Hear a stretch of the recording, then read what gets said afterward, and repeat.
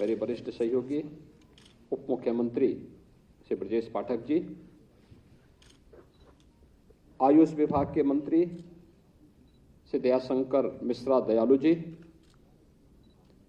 चिकित्सा स्वास्थ्य एवं चिकित्सा शिक्षा विभाग के राज्य मंत्री श्री मयंकेश्वर शरण सिंह जी,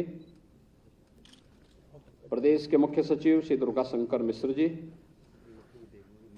प्रमुख सचिव चिकित्सा स्वास्थ्य एवं चिकित्सा शिक्षा श्री पार्थ सारथी सेन शर्मा जी, प्रमुख सचिव आयुष श्रीमती नीना जौहरी जी,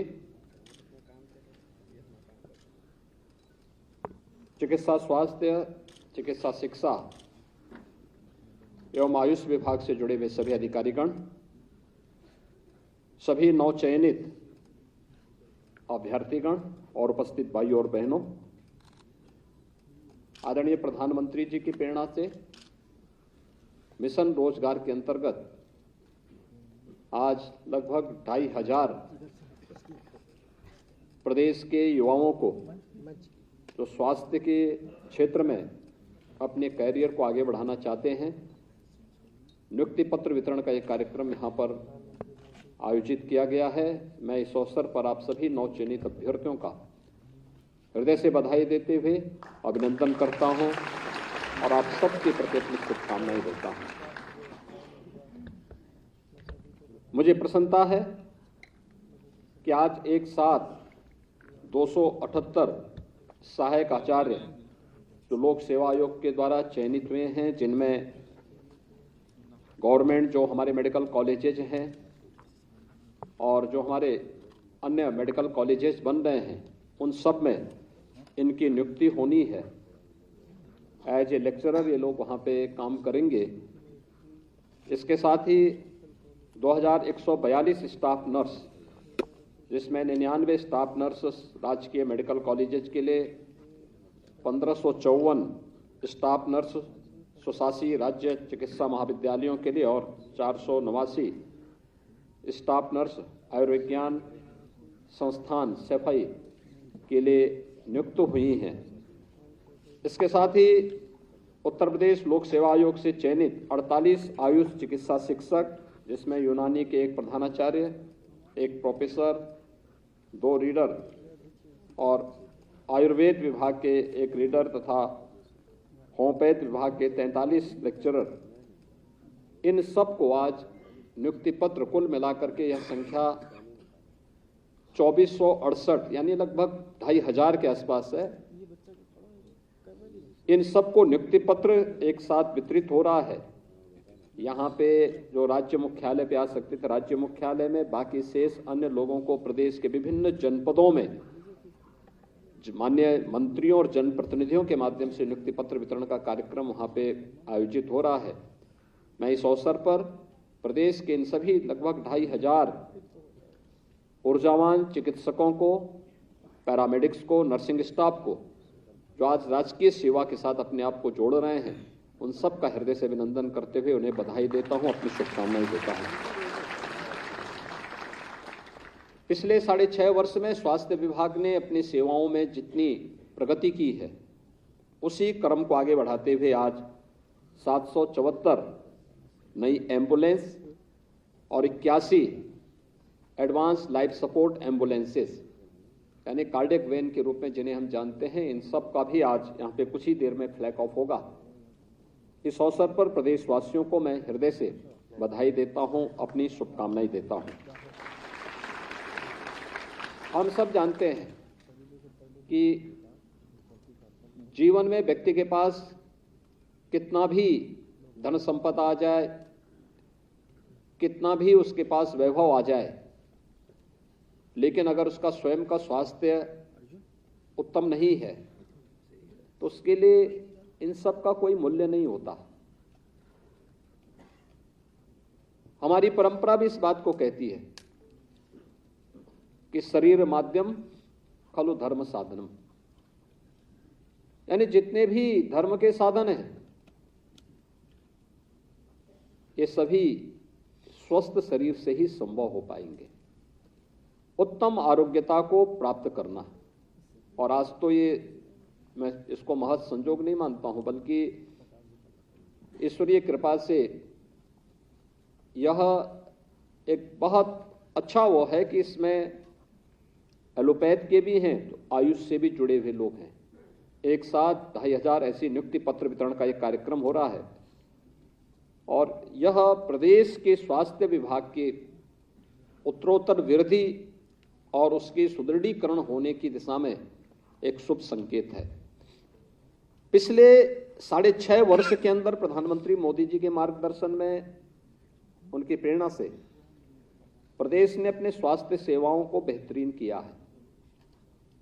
याद करिए 2017 के पहले के प्रदेश की स्थिति क्या थी। हर एक क्षेत्र में पिछड़ा हुआ था, पहचान का संकट था। विकास की बात तो दूर थी, पहचान का संकट था। आप में से बहुत सारे लोग ऐसे होंगे जो उस समय पढ़ते रहे होंगे, उत्तर प्रदेश से बाहर डिग्री लेने के लिए जब गए होंगे तो अपना नाम छुपाने के लिए मजबूर रहे होंगे, अपने गांव का नाम, अपने जिले का नाम, अपने प्रदेश का नाम छुपाने के लिए मजबूर रहे होंगे। ज्यादातर लोग अपना नाम दिल्ली या कहीं और राज्य का दिखाते थे, लेकिन आज मैं कह सकता हूं कि 6-6.5 वर्ष के अंदर किए गए प्रयासों का परिणाम है। आज कोई उत्तर प्रदेश का नाम छुपाता नहीं है, जो नहीं भी होगा वही बोलता मैं उत्तर प्रदेश का रहने वाला हूं। इस दौरान हम लोगों ने उत्तर प्रदेश के अंदर कुछ कदम उठाए हैं, कुछ कार्यक्रम भी किए।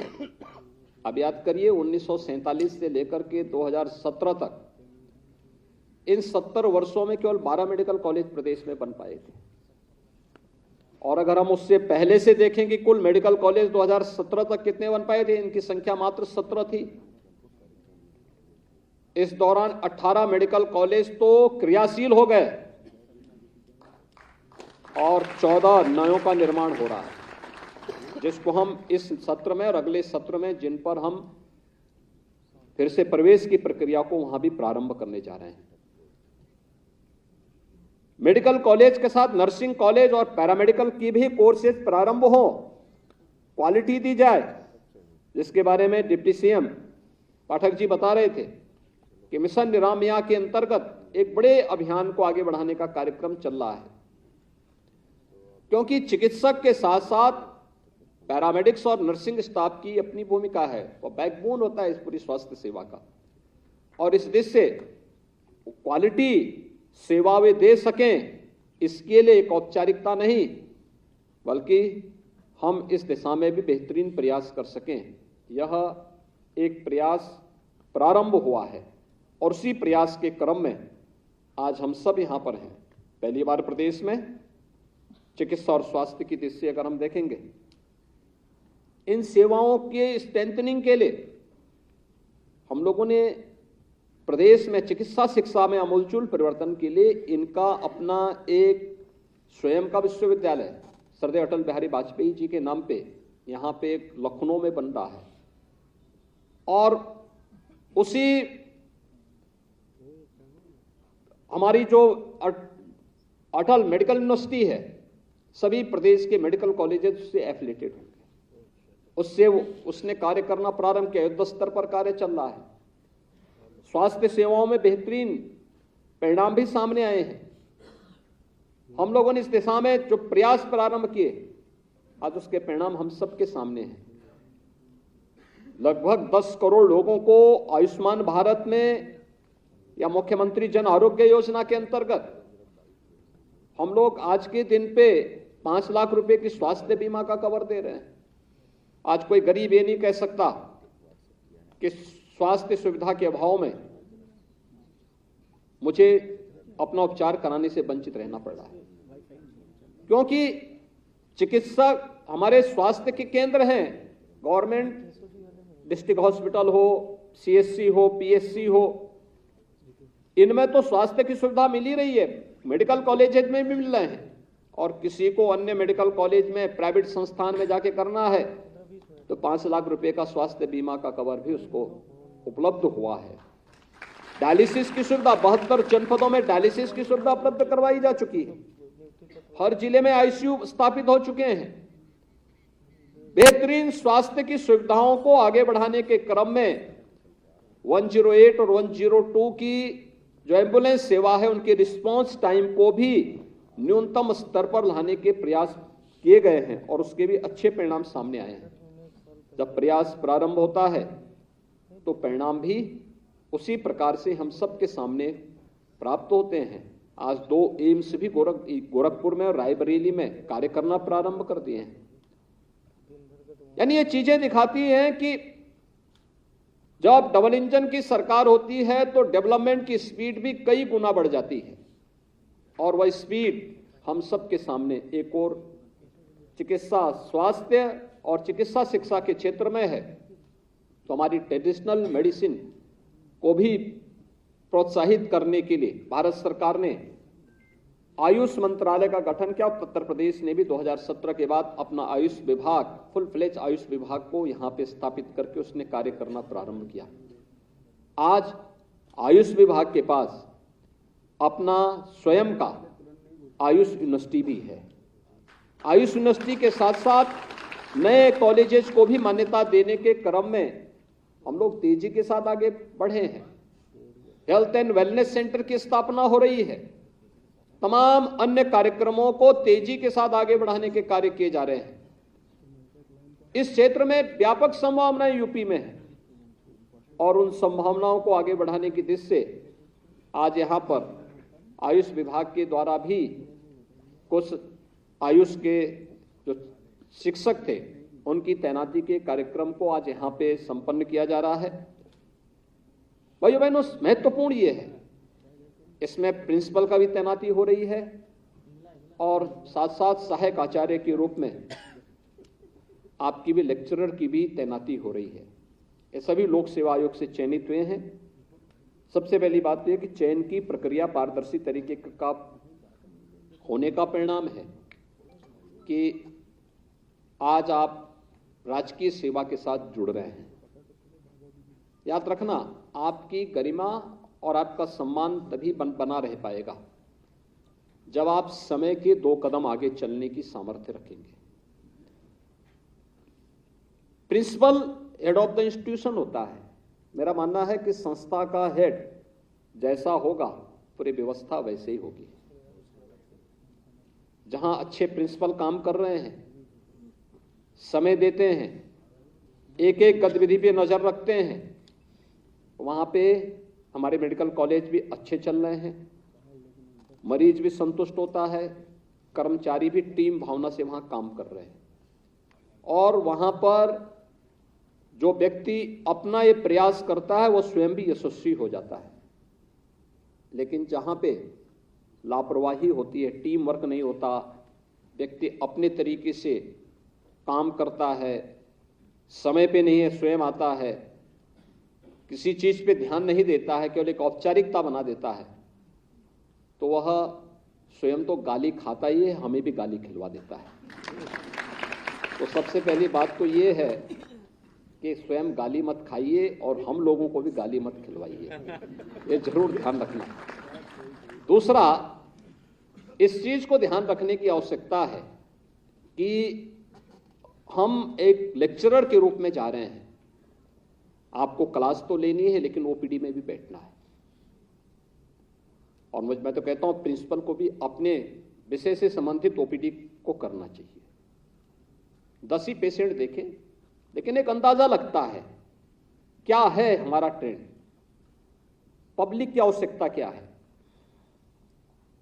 हम लोग जब पढ़ते थे तो हम लोग इस बात को मानते थे कि अगर प्रिंसिपल क्लास स्वयं ले रहा है तो मान के चलते थे कि विद्यालय में अनुशासन भी होगा और विद्यालय का रिजल्ट भी अच्छा होगा।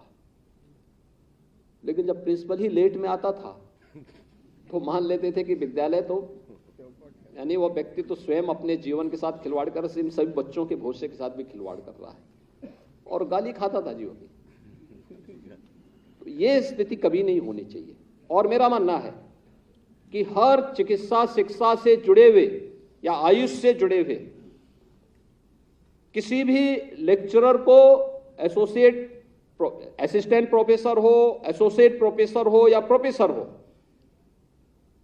इनको नियमित ओपीडी में बैठना चाहिए, अपने पेशेंट का नियमित राउंड भी लेना चाहिए और नियमित राउंड लेने के साथ साथ अच्छा होगा महीने के या साल भर के अपने जितने भी पेशेंट हैं उनकी बीएसटी को तैयार रखते हुए, सुरक्षित रखते हुए, उस पर अपनी एक केस स्टडी भी बनानी चाहिए। क्या ट्रेंड है, आपके यहां क्या स्थिति है।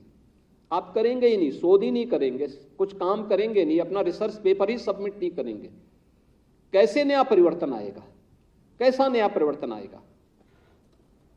हमें बहुत सारी चीजों को स्थानीय परिस्थितियों के अनुरूप उसका उपचार भी ढूंढना पड़ेगा, और ये संभव है, या आवश्यक नहीं कि जो बीमारी यहां पर है उस बीमारी का उपचार जापान में या फिर यूरोप में या फिर यूएस में या में ढूंढा जाएगा, तब वो आएगी। तब तक कई युग बीत चुके होंगे, और पहले यही होता था। आप याद करिए, कोरोना कालखंड आपके सामने है। अगर कोरोना में जो ढल रहा था उससे पहले, 2014 के पहले वही रहता, और प्रधानमंत्री मोदी जी भी ये मानते कि चलो वैक्सीन कहीं दुनिया में लोग बनाएंगे तो वही वैक्सीन हम लोग ला देंगे, ऑर्डर दे देंगे, आ जाएगा, तब तो बच गया भारत का 142 करोड़ की आबादी का भारत। कोरोना पूरे देश को अपने आगोश में ले लेता है।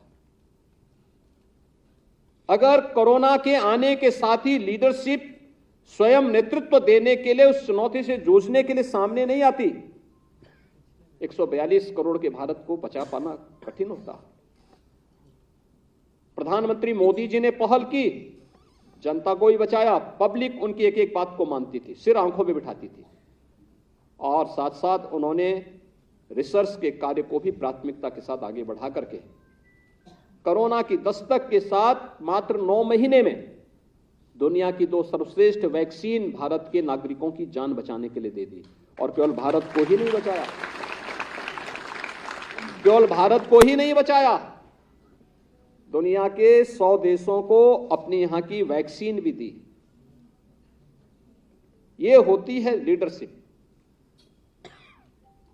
पहल करना, अपने स्तर पर कुछ नया प्रयास प्रारंभ कर देना, रिसर्च पेपर लिखना, डाटा हो, उस डाटा के आधार पर एनालिसिस करना, और फिर उन कार्यक्रमों को आगे बढ़ाने की तैयारी करना। आप बेहतरीन तरीके से इस कार्यक्रम को आगे बढ़ा सकते हैं, और ये दोनों में हो सकता है, आयुष में भी हो सकता है, एलोपैथ में भी हो सकता है।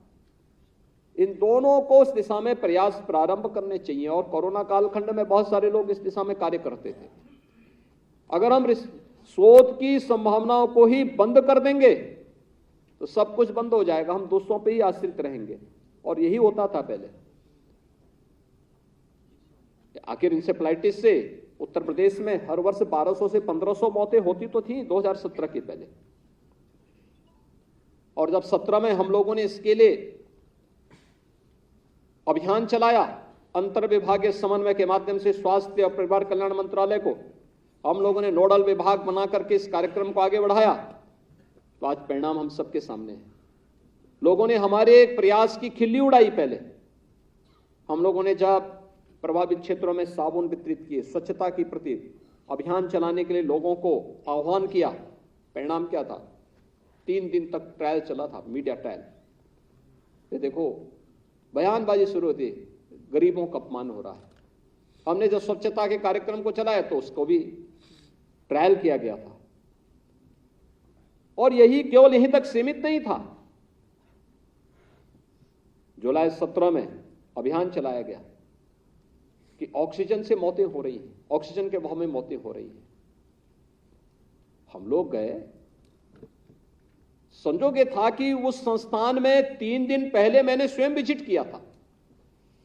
मैं भौचक था जब मैं गया, वही पेशेंट वहां लेटे हुए, तो मैंने प्रिंसिपल से पूछा, मैंने कहा भी आखिर ऑक्सीजन के अभाव में कौन लोग मरे हैं? पेशेंट थे सब वही हैं, क्योंकि जिनको मैं 3 दिन पहले देख के गया था। कहा साहब पता नहीं कैसे कोई चला रहा है।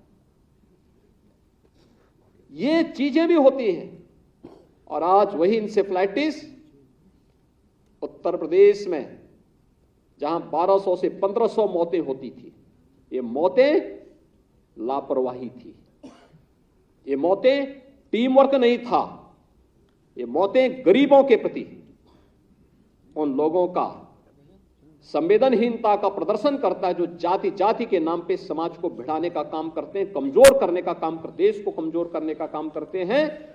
उन लोगों के चेहरों को बेनकाब करती हैं कि इसी प्रदेश में 40 वर्ष में 50,000 से अधिक बच्चों की मौत हुई थी। आखिर वे 50,000 बच्चे किसी परिवार के रहे होंगे। प्रदेश में उनकी ऊर्जा का उपयोग किया जा सकता था, लेकिन नहीं, वे सभी बच्चे कालकलवित होते रहे और लोगों को अपना वोट बैंक बनाने से फुर्सत नहीं थी। सरकार ने एक पहल की, मात्र 4 वर्ष में इंसेफ्लाइटिस को हम लोगों ने नियंत्रण करने में सफलता प्राप्त कर दी। और आज मैं कह सकता हूं, अक्सर मैं उन क्षेत्रों में जाता हूं, इंसेफ्लाइटिस उत्तर प्रदेश में पूरी तरह नियंत्रण में है, पूरी तरह नियंत्रण में है। मौत के आंकड़ों को हम लोगों ने 96 से 98% नियंत्रित किया है। 96 से 98% नियंत्रण मौत के आंकड़ों में हुआ है। मलेरिया प्रदेश के जिन जनपदों में होता था, 17 के पहले और 17 के बाद के आंकड़ों को अगर आप देखेंगे, आपको जमीन आसमान का अंतर दिखाई देगा। चिकनगुनिया, कालाजार नियंत्रण में है। डेंगू की जो सनसनी फैलती थी, आज नियंत्रण में है। ये सरकार के स्तर पर प्रयास, लेकिन सरकार तो आपको सुविधा दे सकती है, सरकार आपको हर प्रकार से आगे बढ़ाने के लिए प्रेरित कर सकती है। फील्ड में काम तो आप लोगों को करना है, प्रयास आप लोगों को करना है, और इसमें लेक्चरर का भी काम है, पैरामेडिक्स और नर्सिंग स्टाफ की भी बड़ी जिम्मेदारी है। ये बैकबोन है पूरी स्वास्थ्य सेवा का। और व्यवहार आप लोगों का, आपका व्यवहार जैसे होगा, याद रखना, पेशेंट जिंदगी भर याद रखता है। पीड़ा के समय अगर हमारी संवेदना उनके साथ नहीं है, आप उम्मीद मत करिए फिर कि हम उसकी दुआ प्राप्त कर पाएंगे। भाई, कार्य करते करते व्यक्ति, हम मानते हैं कि बहुत सारे लोग अपने कैरियर को जोड़ने के लिए इस क्षेत्र में आए हैं, लेकिन कैरियर के साथ साथ लोगों की दुआ भी लेते जाइए। लोग आपके बारे में अच्छा सोचें, लोग आपके बारे में अच्छा बोलें, और लोग आपके बारे में चर्चा भी करें।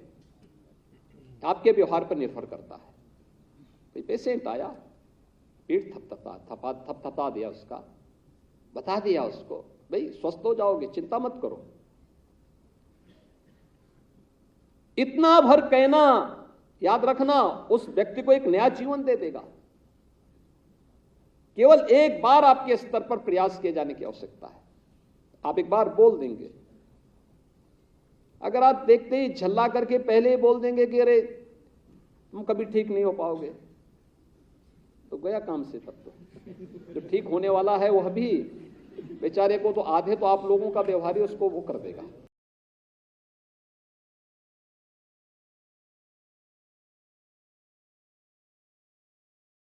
बोलना है, सकारात्मक रिजल्ट भी वो अपने आप दे देगा, चमत्कारिक परिणाम आएंगे। आपका व्यवहार उसको, उसके परिवारजन के साथ, वो पीड़ा है, पीड़ा में है, झल्लाएगा, परिवार के लोग झल्ला सकते हैं।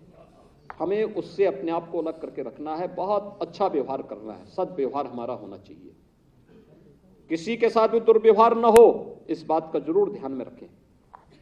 आपका भी और आपके संस्थान के नाम को वे बढ़ाएंगे।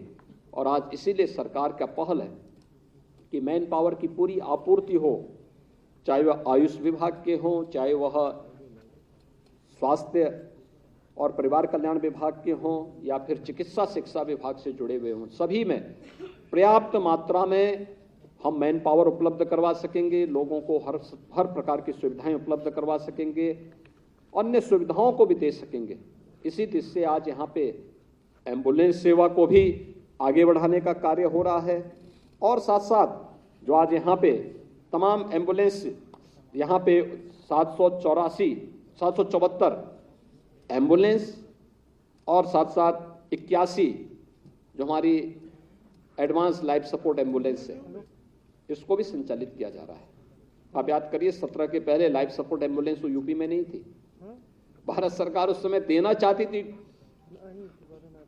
लगभग 150 देना चाहती थी।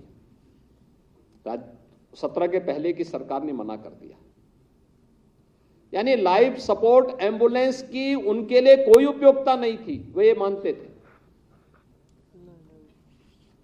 17 के पहले की सरकारों ने यह मान के चला था कि अगर उनका नाम नहीं रहेगा किसी एम्बुलेंस में तो उसको हम प्रदेश में नहीं चलने देंगे।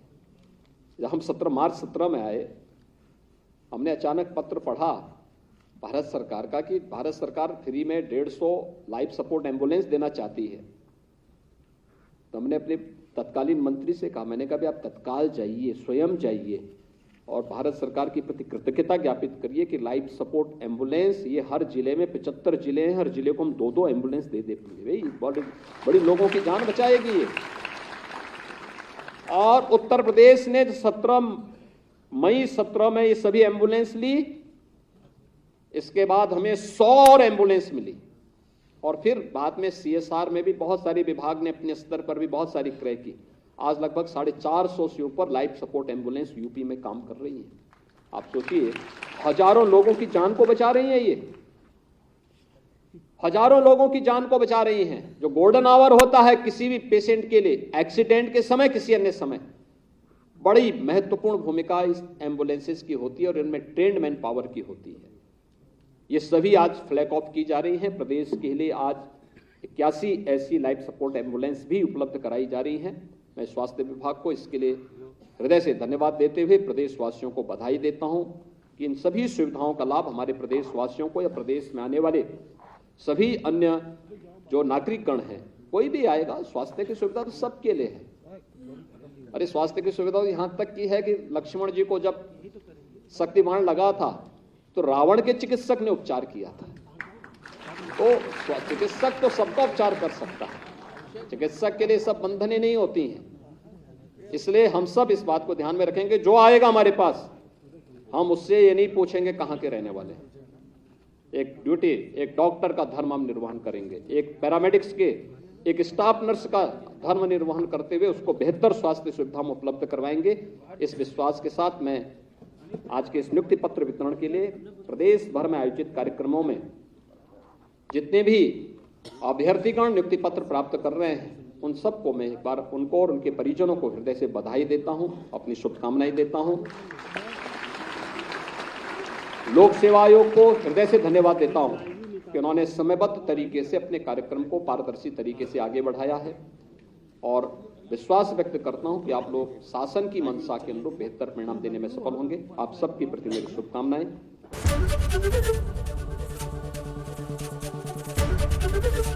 ABP गंगा, खबर आपकी, जुबान आपकी।